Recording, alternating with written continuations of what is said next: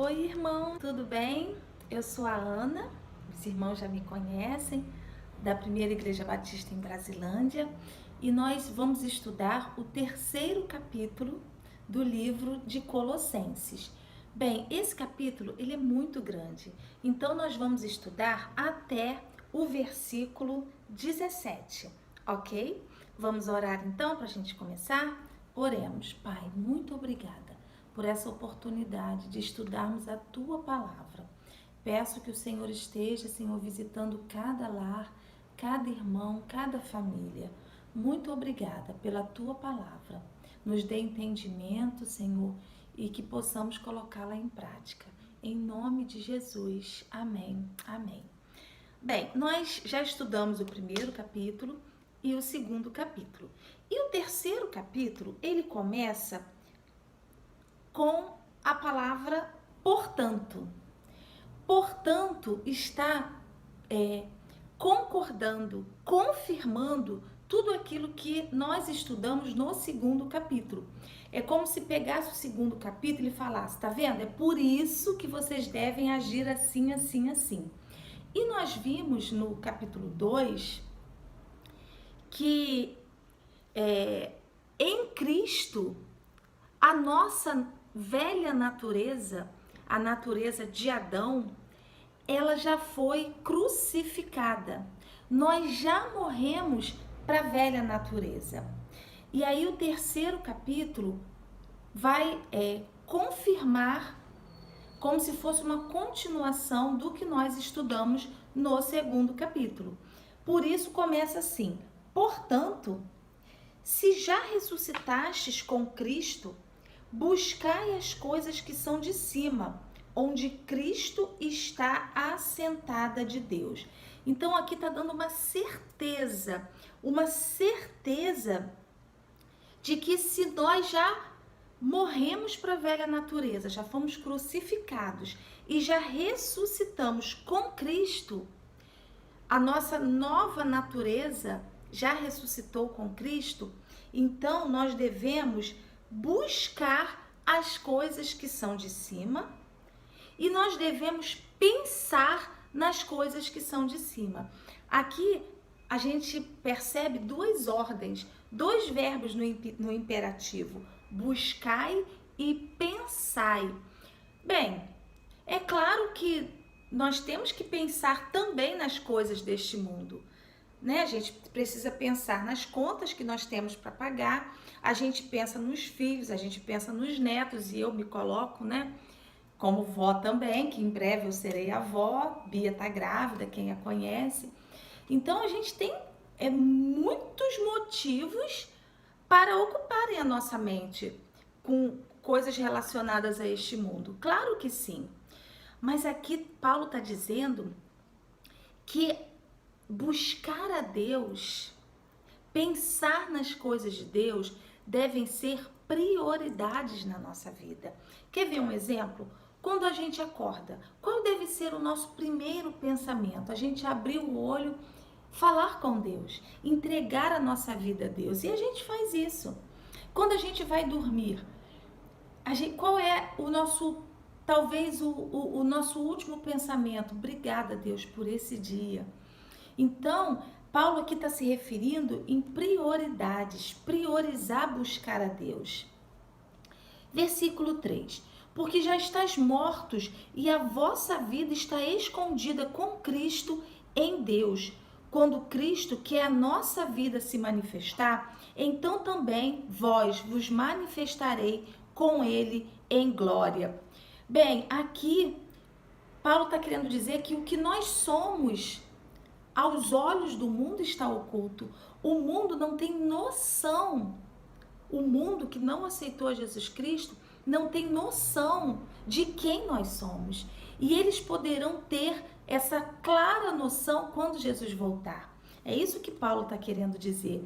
E aí, Paulo continua: mortificai, ou seja, matai, pois, os vossos membros que estão sobre a terra. Ele diz que é para a gente matar a prostituição, a impureza, o apetite desordenado, a vil concupiscência, a avareza, que é a idolatria. pelas quais coisas vem a ira de Deus sobre os filhos da desobediência.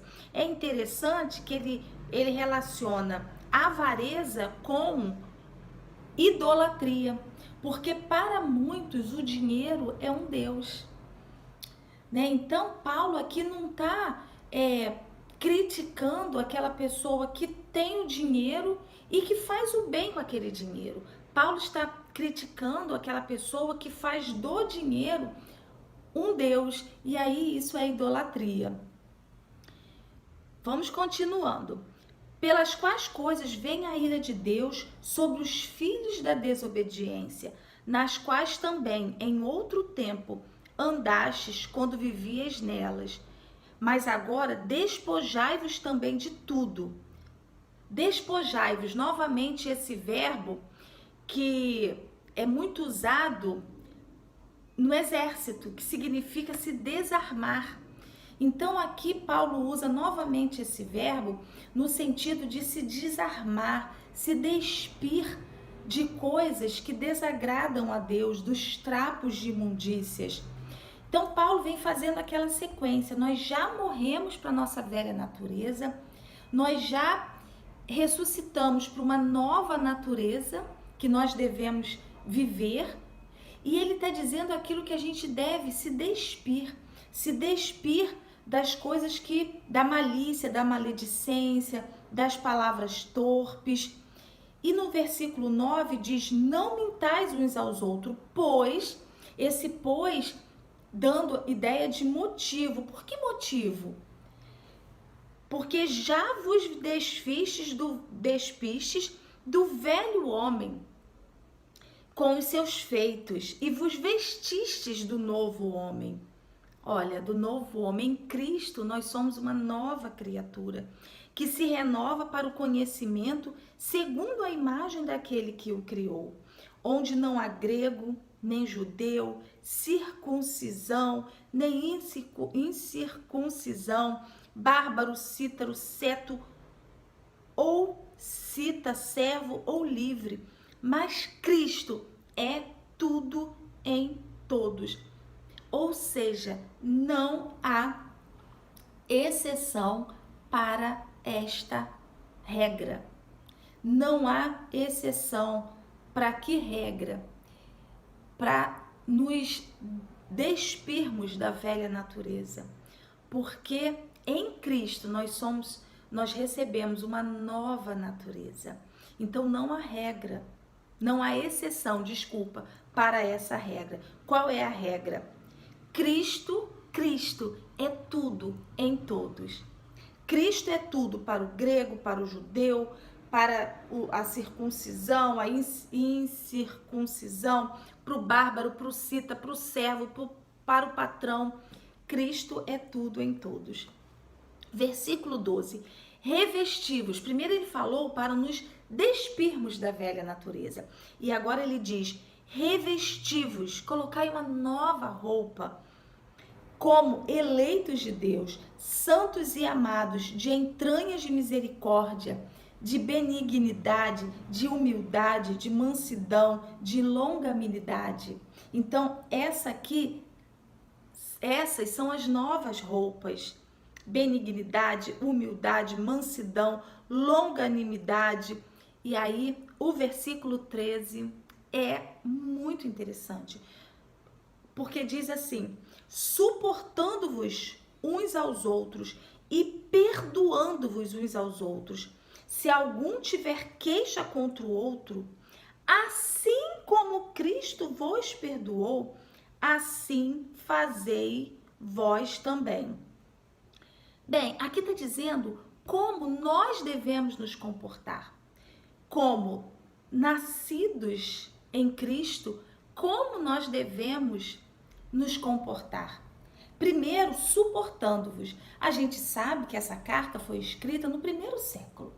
E lá no 1º século, Paulo já disse para os irmãos das igrejas: suportando-vos uns aos outros. Às vezes é difícil, sim, a gente manter um relacionamento muito próximo com todos, porque as pessoas muitas vezes são diferentes da gente. mas nós precisamos suportar uns aos outros, suportar e perdoar. Isso é muito interessante, porque a gente precisa estar perdoando a todo tempo, assim como nós também somos perdoados. E é mais interessante ainda, porque aqui diz assim como Cristo já nos perdoou. Então, Jesus Cristo fez primeiro, para que a gente possa seguir o seu exemplo. Então, Jesus Cristo, ele já nos perdoou e ele diz que é para a gente também perdoar. Versículo 14. E sobre tudo isto, revestivos de amor, que é o vínculo da perfeição. Então, e sobre tudo isso, sobre a questão do suportar, sobre a questão do perdoar, revestivos de amor, que é o vínculo da perfeição. Aqui, ó, eu tenho um papel, ó, o vínculo, o que o vínculo faz? O vínculo une. O amor, ele une. Só através do amor que a gente vai conseguir suportar, perdoar, ter relacionamentos saudáveis com todos. E o versículo 15 diz: e a paz de Deus, para a qual também fostes chamados em um corpo, domine em vossos corações e sedes agradecidos. Então nós fomos chamados para fazermos parte de um corpo, de uma igreja. Muita gente diz que a igreja não é necessária. Claro que é, porque a igreja, ela nos dá essa condição de treinarmos essa convivência, de colocarmos em prática os ensinamentos de Jesus Cristo, de aprendermos mais sobre Jesus Cristo. E aqui Paulo está falando da paz, ele falou do amor e ele falou da paz, que a paz, ela deve dominar os nossos corações e devemos ser agradecidos. 16. A palavra de Cristo habite em vós abundantemente, em toda sabedoria, ensinando-vos e admoestando-vos uns aos outros com salmos, hinos e cânticos espirituais, cantando ao Senhor com graça em vosso coração. Na época, no primeiro século, na época que Paulo escreveu essa carta, nós ainda não tínhamos a Bíblia como nós temos hoje, claro. Mas a palavra de Deus, ela circulava oralmente, através da palavra, através do evangelismo pessoal, de você chegar e de você falar, de você pregar o evangelho. Então, aqui Paulo começa dizendo nesse versículo que a palavra de Cristo habite em vós abundantemente, em toda sabedoria, ensinando-vos e admoestando. Então, a palavra de Deus, o evangelho de Cristo, ele precisa, assim como Paulo diz que a igreja naquela época precisava ter, a palavra, o evangelho de Cristo na ponta da língua para falar a todo tempo, é um conselho para nós também.